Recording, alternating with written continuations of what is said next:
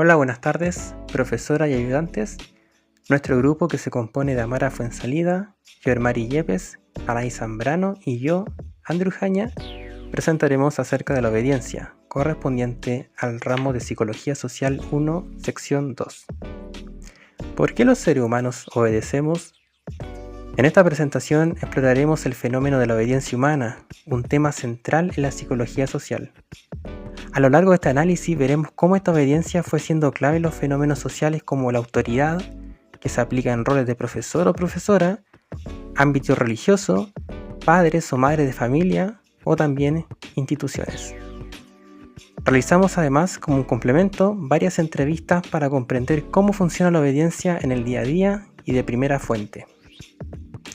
Bueno, comenzando por uno de los experimentos clásicos sobre este tópico, fue hecho por el psicólogo Stanley Milgram en los años 60, inspirado por los juicios de Nuremberg y los crímenes nazis.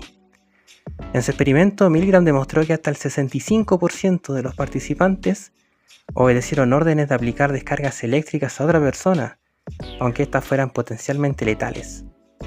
Los resultados mostraron que la proximidad de la autoridad, el uso de elementos como uniforme o credenciales y la delegación de responsabilidad fueron factores claves en el desarrollo de la obediencia ciega.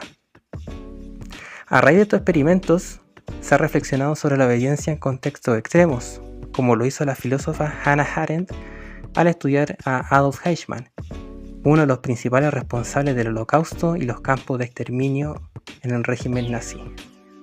Arendt acuñó el concepto de la banalidad del mal, explicando cómo personas comunes y corrientes como Adolf Eichmann, o también como nosotros, podían cometer atrocidades simplemente por seguir órdenes, sin cuestionar moralmente sus acciones. Por último, en la vida cotidiana, la obediencia no se limita a situaciones extremas. Desde la infancia aprendemos a respetar figuras de autoridad como padres, maestros o funcionarios. La obediencia se manifiesta en donde seguimos reglas sin cuestionarlas, ya sea por convicción o por la influencia de una autoridad legítima. A continuación, pasaremos a ver una breve entrevista acerca de la obediencia desde la creencia religiosa.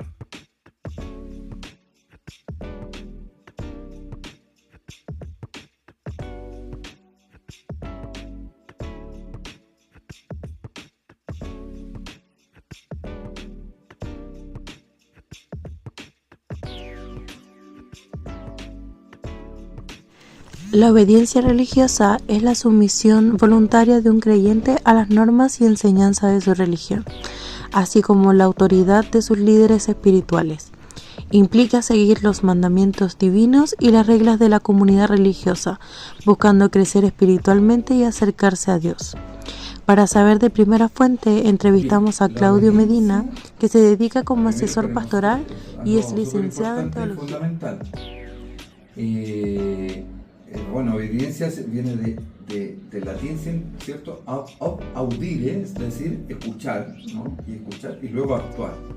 Pero no es una obediencia ciega, ¿ya? Así que a lo modo como otro tipo de religión, algunas caricaturas de religiones también, porque a veces las religiones pensamos que son así, pero no son así, ¿ya? No es una obediencia ciega en la que te dicen lo que tienes que hacer, porque tienes que hacerlo y obedecerlo.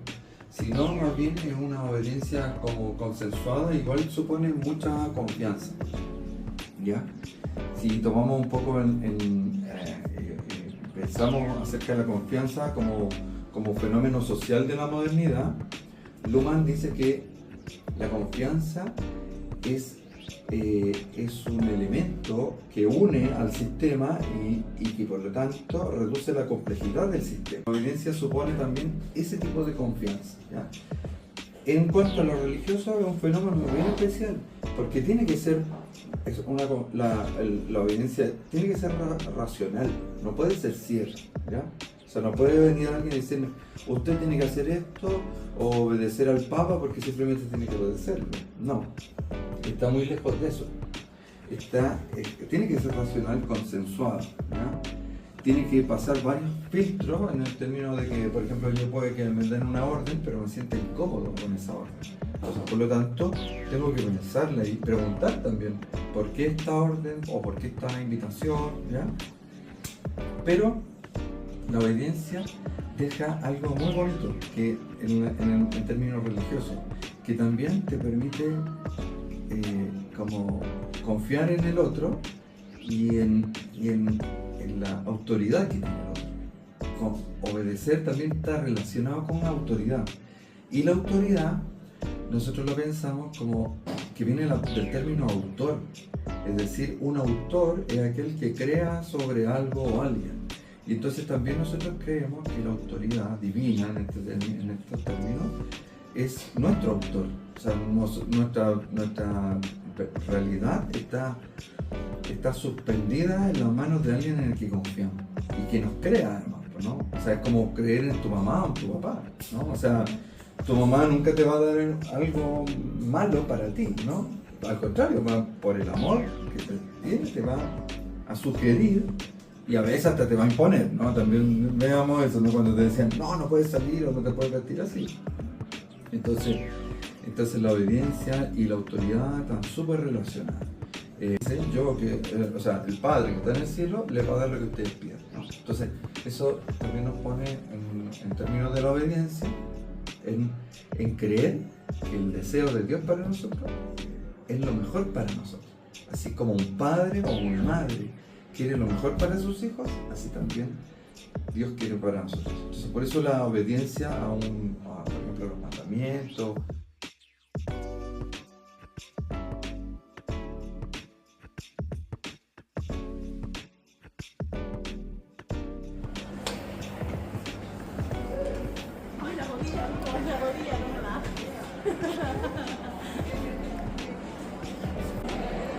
Hola, ¿qué tal? Mi nombre es Francisco Valdés, soy mentor de la carrera de Derecho del programa PASE y soy abogado, además.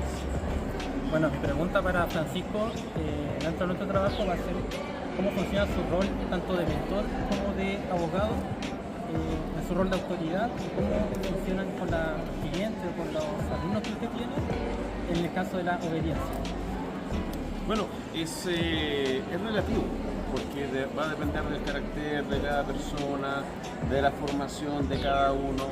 Hay veces en que los clientes hacen caso, digámoslo de alguna manera, de los consejos y de las asesorías que uno le da, pero hay veces que el cliente viene por una asesoría pero termina haciendo justamente lo contrario a lo que la asesoría le recomienda. Entonces me ha pasado algunas veces de que el mejor abogado de la otra parte es mi cliente. O sea, yo le digo blanco, hace negro y en vez de beneficiarse él, beneficia al otro. Entonces en esos casos, cuando yo veo que la persona tiene un temperamento, un carácter más impulsivo, generalmente le pido que guarde silencio y que hable solamente cuando yo le pregunte algo a él. Más o menos. En cuanto a lo que se refiere acá, generalmente los estudiantes hacen caso, obedecen, no tanto obedecer, sino que hacen caso y toman en cuenta las recomendaciones que uno les da como guía para que ellos puedan avanzar en el estudio y además para que permanezcan en la universidad. Gracias, Francisco. Por nada, nada.